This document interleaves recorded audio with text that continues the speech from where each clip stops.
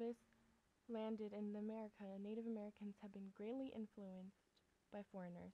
First, they were influenced by Columbus and the other Europeans when they were killed off by disease and war. Now, the natives are being put into reservation camps that are isolated from the rest of America. The standard of living in these reservations are very low, lower than the rest of America. There is poor health conditions, small employment opportunities, and lower standard of education. Reservations in America date back to 1638 when the Puritans created a specific land for the Cunadic Indians to live isolated from the rest of American society. By creating these reservations, the government was hoping that land clashes between the whites and natives would be avoided. The tribes were generally free to live as they wished as long as they didn't create war. As time passed and white settlers started to expand westward, the Native Americans seemed to stand in their way of progress. Thus, reservations became even smaller and they were moved to remote lands that the whites didn't desire. By the 1800s, there were only 132 million acres reserved for the Native Americans. This made it hard for the Native Americans to make a living and to continue their cultures at the same time. In the early 1900s, the government saw this as a problem and tried to fix it by trying to assimilate the natives back into American culture by giving them plots of land called allotments to individual natives so they could farm and create a living. Instead, many of the natives sold their allotments to whites, leaving them with less reservation land than they had to begin with. The reason why Native Americans are the poorest in the nation is because there is little ways to gain a source of income. The poverty, the high unemployment rate here on the reservation, there's just no jobs. Reservations do not have large shopping complexes and fast food chains like in the big cities, which means that agriculture is the main source of income. Since reservations are usually overcrowded, this is not a reliable way to provide for their families. Many families live on welfare wages or depend on others outside of the reservation. Now many Native Americans are turning to gambling and casinos to make their money. Half of the Native Americans on or near reservations now belong to tribes that have opened Las Vegas-style casinos. I love Native American casinos.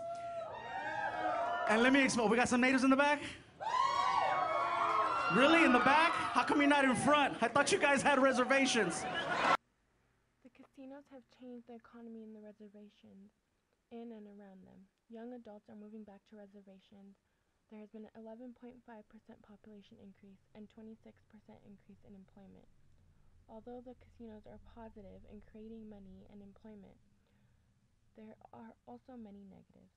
After 4 years of casinos being in reservations, there has been a 10% increase in auto theft, violent crime and bankruptcy, and an increase in bankruptcies 50 miles of new casinos.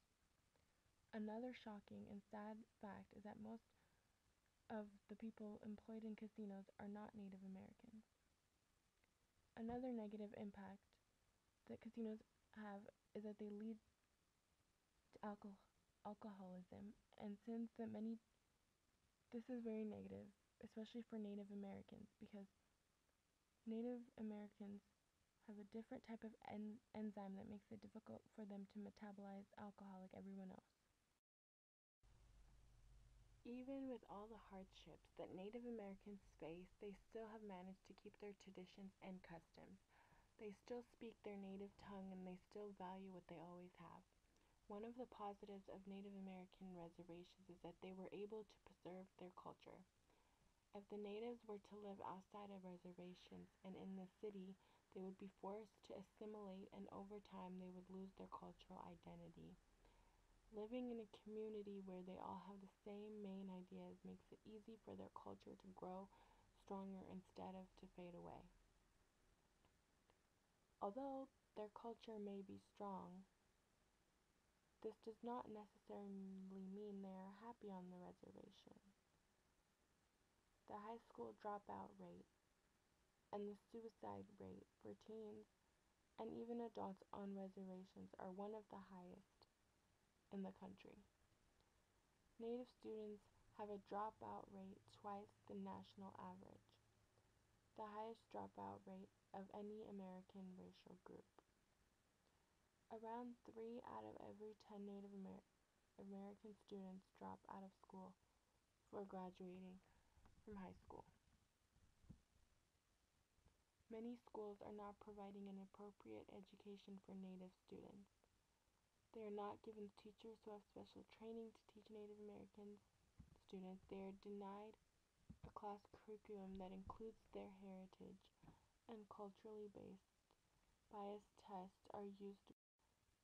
This also leads to unhappy students, which contributes to the high suicide rate. Other things like poverty and isolation from the rest of the country are huge factors in the occurrence of suicide and dropout rates in reservations. While the natives are able to keep their identity and their culture, they are suffering alcoholism, health issues, suicides, and low standard of education.